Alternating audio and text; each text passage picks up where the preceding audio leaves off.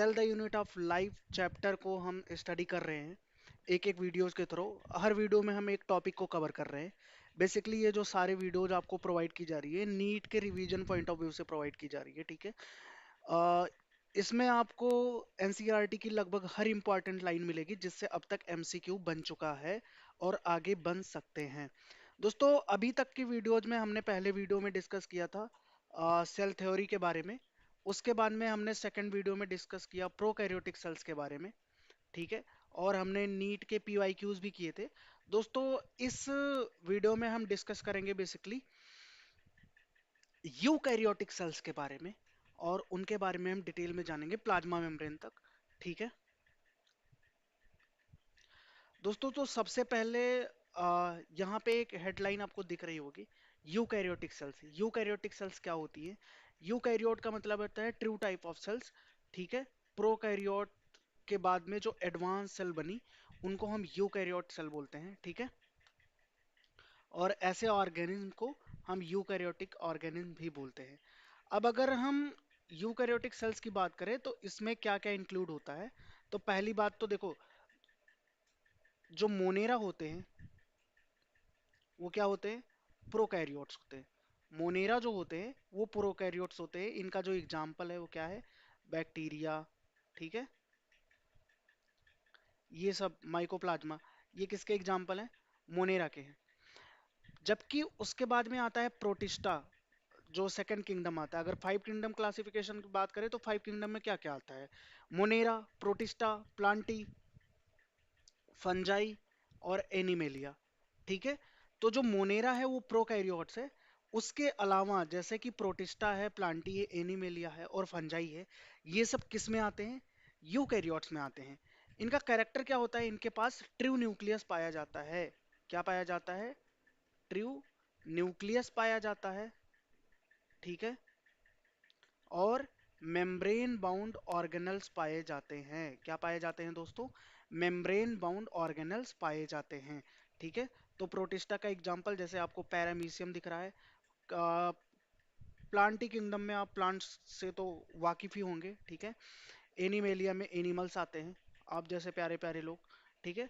और फंजाई में ये एगेरिकस दिया है। ऐसे बहुत सारे एग्जांपल्स है किंगडम फंजाई में जो आपको आगे पढ़ने को मिलेगा और देखने को मिलेगा। तो ये सारी जो चीजें हैं वो किस में आती हैं? यूकैरियोट्स में आती हैं। बस मेरे बताने का मतलब इतना ही है, ठीक है, कि यूकैरियोट्स में प्रोटिस्टा, प्लांटी, एनिमेलिया और फंजाई आते हैं। दोस्तों, उसके बाद में अगर हम बात करें कि यूकैरियोटिक सेल्स के बारे में, तो यूकैरियोटिक सेल्स के पास क्या होती है? मेम्ब्रेन बाउंड स्ट्रक्चर्स होती है। और उनको हम क्या कहते हैं? ऑर्गेनल्स कहते हैं। क्या इनके पास मेम्ब्रेन बाउंड सेल ऑर्गेनल्स होते हैं या मेम्ब्रेन बाउंड स्ट्रक्चर्स होती है जिन्हें हम सेल ऑर्गेनल्स कहते हैं। जैसे कि मेम्ब्रेन बाउंड ऑर्गेनल्स में क्या आता है दोस्तों? न्यूक्लियस। न्यूक्लियस से तो आप अच्छी तरह वाकिफ ही होंगे, ठीक है। न्यूक्लियस, उसके बाद में इंडोप्लाज्मिक रेटिकुलम, और उसके बाद में गोल्गी बॉडी। आपको ये ध्यान रखना है कि ये जो तीनों सेल ऑर्गेनल दिए हैं ये कैसे होते हैं? मेम्ब्रेन बाउंड सेल ऑर्गेनल्स हैं, ठीक है। इनके बारे में हम एक एक करके जब हम सेल ऑर्गेनल्स को पढ़ेंगे तो डिटेल में स्टडी करेंगे। अभी बस आपको इतना ही याद रखना है कि यूकैरियोटिक सेल्स में जो मेम्ब्रेन बाउंड ऑर्गेनल्स पाए जाते हैं उनके एग्जाम्पल में क्या क्या आते हैं। जैसे कि आपका न्यूक्लियस है, इंडोप्लाज्मिक रेटिकुलम है और गोल्गी बॉडी है। दोस्तों, उसके बाद में हम बात करेंगे सेल मेम्ब्रेन के बारे में। किसके बारे में? सेल मेम्ब्रेन के बारे में, ठीक है।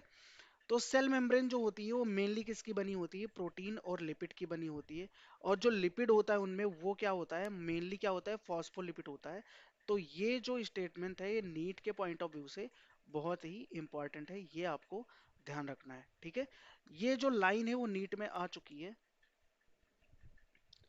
इसीलिए इसको मैंने यहाँ पे पुट अप किया है। ओके। तो सेल मेम्ब्रेन मेनली किसके बना होता है?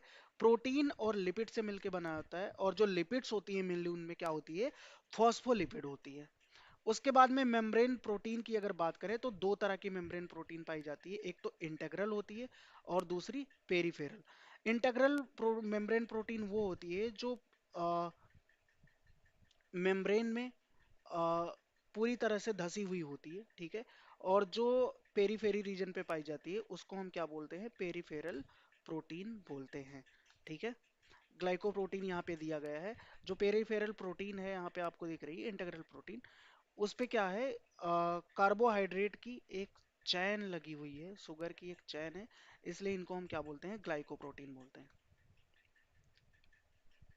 इस प्रोटीन के साथ में कार्बोहाइड्रेट की चैन प्रेजेंट है, इसलिए इसको हम ग्लाइकोप्रोटीन बोलते हैं। अब अगर बात करें दोस्तों, तो मोस्ट एक्सेप्टेबल मॉडल जो है वो कौन सा है, फ्लूइड मोज़ेक मॉडल है। और फ्लूइड मोज़ेक मॉडल को दो धुरंधर साइंटिस्ट ने दिए थे, जिनका नाम है सिंगर और निकोलसर। कब दिया था, 1972। तो पहली बात तो फ्लूइड मोज़ेक मॉडल, दूसरी बात सिंगर एंड निकोलसन, और तीसरी बात 1972। ये तीनों चीजें नीट के लिए इंपॉर्टेंट हैं, ये आपको ध्यान रखना है। ओके। उसके बाद में जो मेम्ब्रेन होती है वो कैसी होती है, सेलेक्टिवली परमेबल होती है, ये बात भी आपको ध्यान रखना है। ठीक है, कैसी होती है, सेलेक्टिवली परमेबल होती है, सेलेक्टिवली परमेबल। ये जो स्टेटमेंट है वो नीट में आया है कई बार, एक दो बार नहीं, कई बार आया है। ओके। तो सेलेक्टिवली परमेबल होती है, क्लियर है इतनी बात। उसके बाद में quasi fluid nature of lipid, quasi fluid nature of lipid help in lateral movement of protein with in the overall bilayer.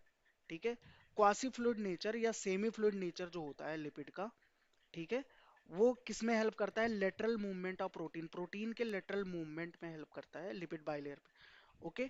अब this ability to move within membrane is measured as its fluidity. ठीक है, मतलब जो protein का movement होता है membrane के अंदर, उसको हम किससे, फ्लूइडिटी से मेजर करते हैं। ठीक है। अब देखो यहाँ पे कुछ इंपॉर्टेंट चीजें लिखी हुई हैं। The fluid nature of membrane is important for, अब देखो मेम्ब्रेन का जो फ्लूइड नेचर है उसके क्या क्या फंक्शंस हैं, किसके बारे में बताया जा रहा है यहाँ पे, फंक्शंस के बारे में बताया जा रहा है कि उसके क्या क्या फंक्शंस हैं। तो पहली बात, वो सेल ग्रोथ करवाती है, क्या करवाती है, सेल ग्रोथ करवाती है। मान लो ये सेल है, तो इसकी क्या कराएगी, ग्रोथ कराएगी। उसके अलावा क्या कराएगी, formation of intracellular junction, intracellular junction का फॉर्मेशन करवाएगी। ठीक है। सेक्रेशन में हेल्प करती है, किस में हेल्प करती है, सेक्रेशन में हेल्प करती है, एंडोसाइटोसिस में हेल्प करती है, और यहाँ तक कि सेल डिवीजन में भी हेल्प करती है। कैसे करती है, जब आपको सेल डिवीजन में पढ़ाऊंगा तो बताऊंगा कैसे फ्लो बनता है और मेम्ब्रेन कैसे फंक्शन परफॉर्म करता है सेल डिवीजन में। ओके। तो ये रहा अब तक का इंफॉर्मेशन यूकैरियोटिक सेल्स के बारे में। आगे हम सेल वॉल को डिस्कस करेंगे डिटेल में, किसका डिस्कशन करेंगे, सेल वॉल का डिस्कशन करेंगे। तो ऐसे छोटे छोटे वीडियोस के थ्रू हम हर एक टॉपिक को रिवाइज करते हुए चले जाएंगे। ठीक है। और अ, इस वीडियो के, इस यूकैरियोटिक सेल्स के जो भी क्वेश्चंस हैं जो अब तक नीट में आए हैं, उसको मैं नेक्स्ट वीडियो में आपको करवा दूंगा। ठीक है, सारे प्रीवियस ईयर के क्वेश्चन। तो आप हमारे साथ बने रहिए, वीडियो को लाइक कीजिए, चैनल को सब्सक्राइब कीजिए, और हो सके अगर आपका मन करे तो आप अपने दोस्तों के साथ शेयर भी कीजिए। ठीक है, हमारे साथ बने रहने के लिए आपका बहुत बहुत धन्यवाद।